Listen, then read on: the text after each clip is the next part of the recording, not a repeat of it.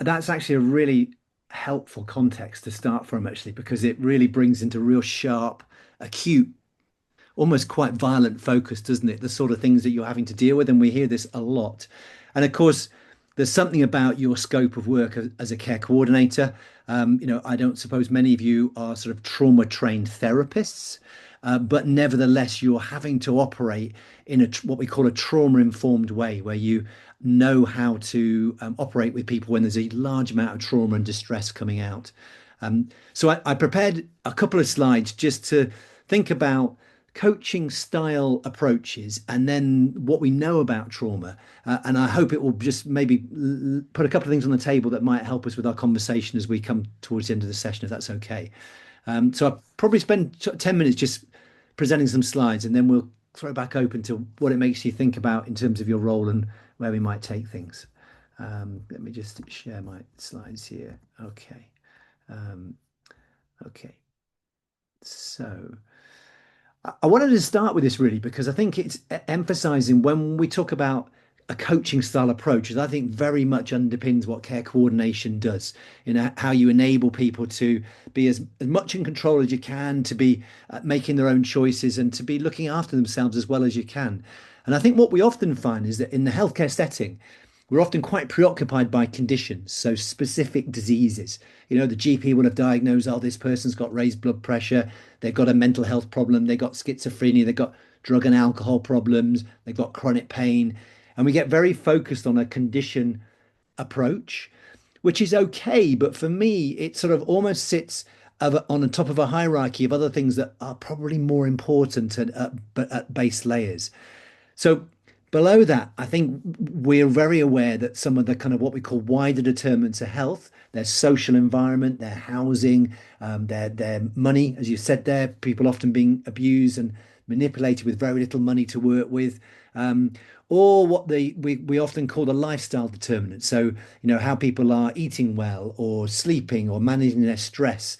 And we think about these almost as like sort of core pillars. So they sit below the specific conditions. But for me, even below that is about people themselves, the human aspect, about how people actually value themselves or not. And very often, if there's been a history of trauma or if people are in a really difficult social situation, people's sense of self-worth is rock bottom. They don't believe sometimes they're worth looking after. They don't believe they've got any agency or control or can contribute anything themselves. So, in a sort of health coaching hierarchy, I often think that this is the base layer. And I think this is where you guys come in massively with the sort of support you give in a health coaching approach. And you can sort of think of the scaffolding we provide with all the roles like care coordination, social prescribing link worker, and health coaching that kind of helps people to build up the hierarchy. But we must be aware of the bottom layer. And within that as well, I think is just recognizing that there's a power dynamic that happens between what we do for people and what people are able to do for themselves. And you're constantly having to work with that. When people are in crisis and wanting to be rescued and in really difficult situations, they might want you to take over, to come up with a solution and to tell them what to do. But of course, what that tends to do is disempower what they're able to do for themselves. And we do know that growing people's power is a really important way of helping them to thrive. And of course, in the longer term, that means us doing less for people and allowing patients to do more for themselves. But I recognize you have to make that difficult balance of, does someone just need crisis support at the moment, or am I actually now trying to walk backwards and help them to build up their own skills? Something to think about. So in the context of trauma, and there's loads we could go into here, but I think maybe this is quite useful to have on the table in that we're very used to working with our rational thinking brain. As professionals, we try to rationalize what's going on. And it's the awareness really that we have two other key parts of our brain. It's a gross simplification, of course, but we have an emotional part of our brain that sits in our limbic system. And then we have our instinctual brain, which is kind of like our reflexes, what keeps us breathing, but it also creates our heart to race, makes us sweat, makes us, sort of have all those sort of like panic reactions. And what we know about trauma or previous traumatic experiences is that you get threat hardwired into these root parts of the brain, into the emotional part and in instinctual part of the brain. So that people's emotional responses are just automatic behaviors. They're not something that someone chooses to do. They're not something that necessarily that they can be accountable for as such. They're hardwired sort of responses, automatic responses. And this makes trauma a real risk factor for people that will struggle with their emotions. Sometimes they get diagnosed with personality disorders. Emotionally unstable personality disorder is a real common one. But what it really means is that something's generally happened in their past, which has meant their brain is have these automatic cycles that get triggered. And we also know, maybe a slight aside, that a lot of symptoms that we've traditionally said were unexplainable are increasingly being shown to be very attributable to these emotional pathways. A lot of pain, long-standing pain, fatigue, and unexplained neurological symptoms, what we call functional neurological symptoms. So people that have sort of strange paralysis, numbness, shaking, weakness, that the neurology specialists can't explain in terms of kind of structural disease or damage.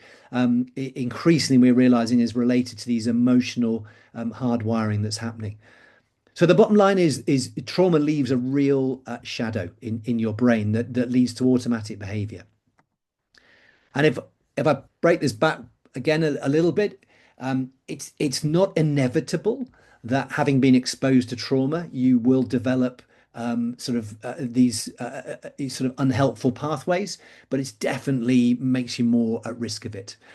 So, but increasingly, we're trying to move away from things like post-traumatic disorder and think of it as an injury, something that's happened to people that has resulted in damage, but you can also recover from as well. So traumatic experiences, whether it's the big T traumas like abuse, emotional abuse, physical abuse, sexual abuse, or neglect, or the small traumas, so persistent stress, constantly having to worry about your money and your housing, constantly being in threat of domestic abuse, even if it's not happening, just that constant drip feed all the time, lead to a stress response.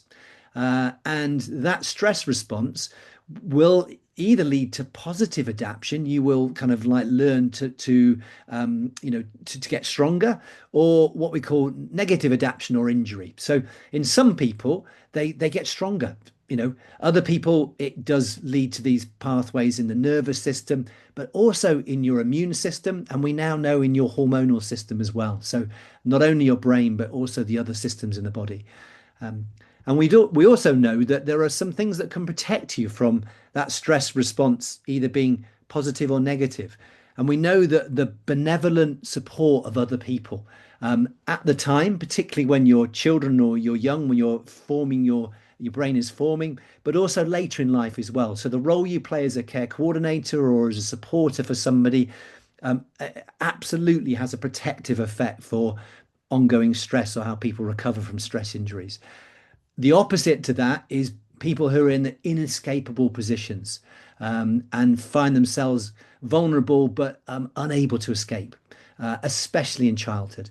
So again, that's a gross simplification of what we know, but I think it might just perhaps help some of our understanding when we're thinking about how we can work in these situations. So again, there's a lot written about this, but when it comes to what we can do in working in a trauma-informed way, clearly we have to draw the distinction between being a therapist, where you're playing a part in actually helping someone to sort of like go through therapy to recover. But what we can do is provide safe environments that give the optimal chances for people to at least cope and in a lot of circumstances improve and recover without being a therapist. And these are the three areas that typically come up. Making sure people feel safe. Do they feel, are they able to get away from the threat? Do you help them to create safe environments? Keeping them in control. So as far as possible, are they able to be control their destiny? Are they able to make choices for themselves? We know social situations put um, fixed limitations on people in terms of housing, finance, and so on. But Are you enable them to have a little bit more power and autonomy? With that goes empowerment. Again, are you able to help them to have as much sort of power in the situation as possible? Bearing in mind that seesaw I showed earlier on, that sometimes you may be wanting to rescue them, but all the time you're seeking for them to gain as much power as they can. And collaboration. Do they feel like they're working in partnership with people where they're equal partners? Are they working with you in a partnership?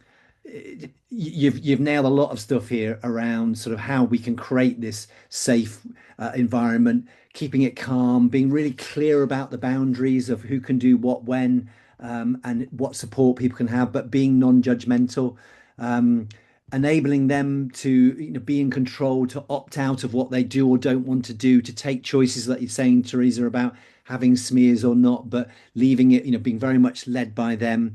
Um, the empowerment bit is around building on their strengths, making sure that they've got agency, they know that they're in control, and the collaboration bit around partnership and not necessarily jumping in to fix people, because by taking over you take off their power, and that SDM is that shared decision making. You're making decisions together, valuing their views. All these things can really help in creating that trauma informed environment. And there's often a worry about what should we not do, and you don't need to push for people to tell you their whole story. If they want someone to hear it, then there's value in that in itself without needing to change it or do any therapy. But don't push them to tell you their story if they don't want to. You don't need to hear details. You just need to know that there's something that's happened to them, and that's understandable. Along with that goes, well, interpreting trauma and distress. Oh, it's because of this that happened to you, it's because of that. It doesn't really help. And unless you're really, qualified in that, it's probably, not helpful at all. Similarly, over reassuring, it's going to be all right, trying to rescue people, you undermine their autonomy and their power. So although it's tempting, again, just try and support their safety and their autonomy rather than trying to reassure them too much. And within this is, of course, knowing your scope of practice. Don't try and do therapy when you're not a therapist. And I think I'm just going to just reveal this just to sort of, I think, it's acknowledging the relevance of previous trauma to their mental, emotional, and psychological symptoms. That, it's okay that, that you recognize its contribution. Listening can be enough, holding safe space can be enough, but you might need to recontract around, what you can offer and what you can't, and perhaps what other more expert help you more want to direct them to. But the worst thing you can do is just drop them and panic and say, I can't do anything for you, because often there's a wait for these services. So you sitting alongside them can be super, super helpful. Of course, looking out for those real red flags of people that show sort of self-harm risk, or where there's real safeguarding concerns and you do need to bring people in quickly. And that's, I think, again, where the role of you having supervision, you having access to clinical support, but support for you, as you've said, holding a lot of these stories, hearing a lot of these stories, like Sarah said at the start, they can be, that's traumatic just hearing Sarah relay it, isn't it? I could see reactions of people when we're just hearing that. It's horrific stuff. And that takes the toll on you. So making sure that you've got that support, whether it's from peers or people you can talk to who are in your team, or whether it's formal supervision, I think that's really important.